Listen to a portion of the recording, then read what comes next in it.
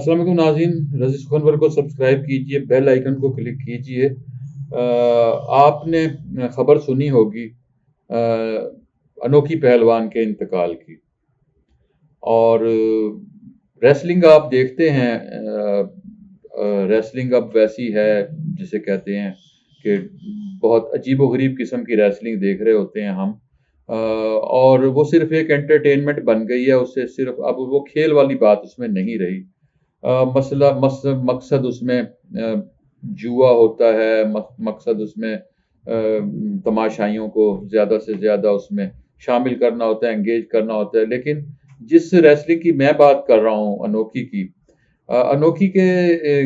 کی جو پہلوانی تھی، انوکھی کا تعلق جاپان سے تھا، اور ان کی زندگی کے بہت سارے ایونٹس اور ہیں۔ وہ مسلمان ہوئے، ان کے صدام حسین کے ساتھ تعلقات تھے، صدام حسین کی دعوت پر انہوں نے اسلام قبول کیا، پھر اسلامی نام بھی انہوں نے رکھا۔ یہ ساری ان کی زندگی کے مختلف پہلو ہیں، لیکن ہم جس انوکھی کی کہانی آپ کو سنا رہے ہیں وہ انوکھی کے عروج کا زمانہ تھا، اور وہ فن پہلوانی کے بھی عروج کا زمانہ تھا، اور پاکستان میں اس وقت پہلوانی کا فن جو تھا، جو اب کم و بیش دم توڑ چکا ہے، وہ اس وقت عروج پر تھا۔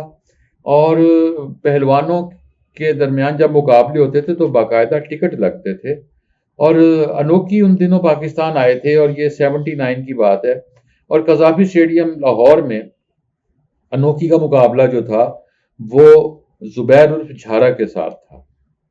جھارا پہلوان جو تھا وہ انوکھی کے مقابلے میں امام بخش پہلوان تھے، رستم ہند۔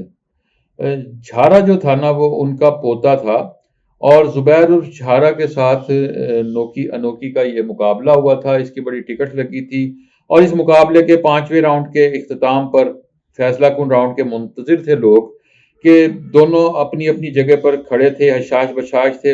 انوکھی نے حریف کے قریب آ کر اس کے منہ میں فنش ڈائی ایم کہا، اور اس کے ساتھ ہی جھارا کا ہاتھ بلند کر دیا، اور انوکھی کے اس فیصلے کے بعد یہ خبر پھیل گئی کہ جھارا جو ہے وہ میچ جیت گیا ہے۔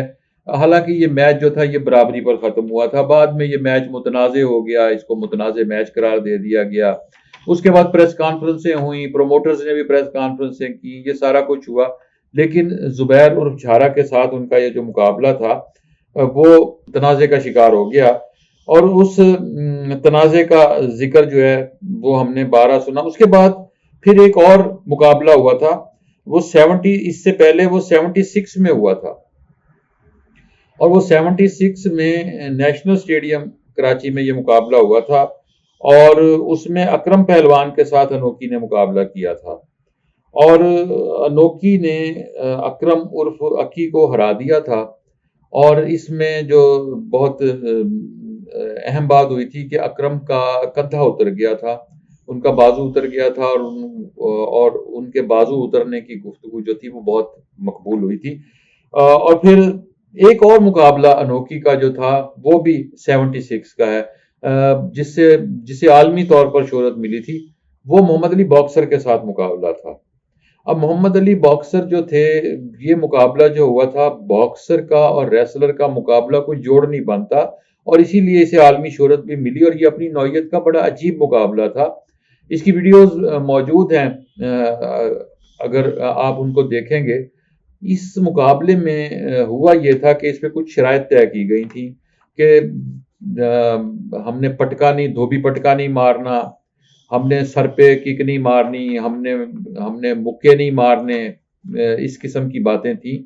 لیکن محمد علی اس میں اس لیے اترے کہ محمد علی کو اس زمانے میں پیسوں کی ضرورت تھی، اور انہوں نے اس کے لاکھوں ڈالر انہوں نے حاصل کیے تھے اس کے، اور وہ ان کے طلاق کے معاملات چل رہے تھے، جس پر وہ پیسے جو تھے وہ بیوی کی طلاق میں انہوں نے پیسے ادا کرنے تھے، انہیں پتا تھا کہ مجھے پیسے ادا کرنے پڑیں گے، سو انہوں نے یہ مقابلہ جو تھا اس کے لیے رضامندی ظاہر کر لی۔ اب یہ مقابلہ جو تھا اس میں بہت جوش و خروش تھا، اور انوکھی بھی نوجوان، محمد علی بھی نوجوان۔ اس میں انوکھی نے جو ایک اپنے آپ کے بچاؤ کے لیے، کیونکہ اگر انوکھی کھڑے ہو کر مقابلے میں آتے تو محمد علی کے پنچ انہوں نے کھانے تھے۔ انوکھی سارے وقت میں زمین پر لیٹے رہے رنگ میں، اور وہ محمد علی کو ککس مارتے رہے ان کی ٹانگوں پر، ان کی پنڈلیوں پر۔ اس سارے کھیل کے دوران یہ بڑا طویل مقابلہ ہوا تھا، اور اس میں وہ مسلسل ان کو ککس مارتے رہے، اور پھر یہ مقابلہ جو تھا یہ بھی برابری کی بنیاد پر ختم ہو گیا تھا۔ اور اس کے بعد جو کتابوں میں لکھا ہے کہ محمد علی جو تھے وہ جب اپنے ہوٹل میں پہنچے تو محمد علی جو تھے وہ بہت شدید تکلیف میں تھے، ان کی ٹانگیں سوج گئی تھیں، اور اگلے 2 دن میں ان کی تکلیف اتنی بڑھ گئی کہ پھر انہیں کئی ماہ تک جو ہے وہ اپنی پنڈلیوں کا، اپنی ٹانگوں کی سویلنگ ختم کرانے کے لیے انتظار کرنا پڑا تھا۔ سو یہ کہانیاں اس لیے آپ کو سنائیں کہ یہ کھیلوں کے حوالے سے یہ بہت دلچسپ کہانیاں ہیں۔ انوکھی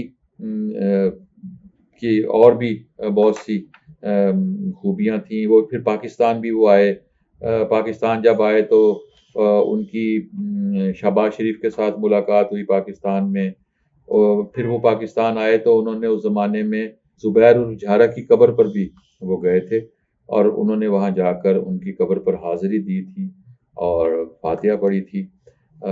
ناظرین کرام، رضی سخنور کو سبسکرائب کیجئے، بیل آئیکن کو کلک کیجئے، ایسی ویڈیوز ہم آپ کے ساتھ شیئر کرتے رہیں گے۔ اپنا بہت سا خیال رکھیے گا۔ خدا حافظ۔